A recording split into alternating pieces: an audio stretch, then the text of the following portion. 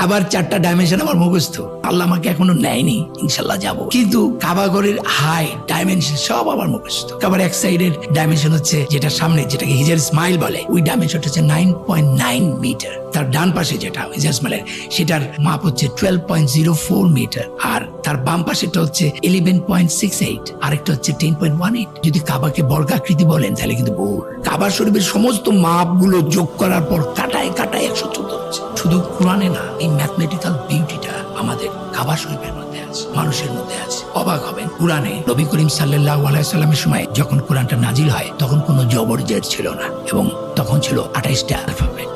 এবং এটা আমি নই, এটা রিসার্চ করে সফটওয়্যার এখন এটা পাওয়া যায়। পুরা কোরআনে 3,25,384টা লেটার আছে, আর শব্দ আছে 87,530টা। এই যে 3,25,384টা, এটার প্রত্যেকটা লেটারের যে রিপ্লেসিং অ্যাবসার্ড ভ্যালু, সেটা যদি বসাই তাহলে যে সংখ্যাটা হয় সেটা হচ্ছে 23506,544।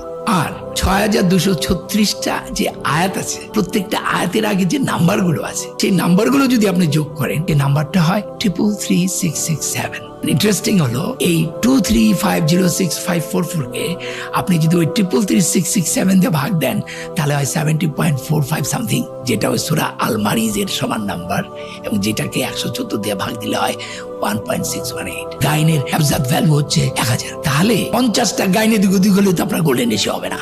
মানে পৃথিবীর এমন কোন বই আছে যে বই এমন ভাবে করা হয়েছে অক্ষরগুলো এদিক ওদিক করার কোনো সম্ভাবনা নাই?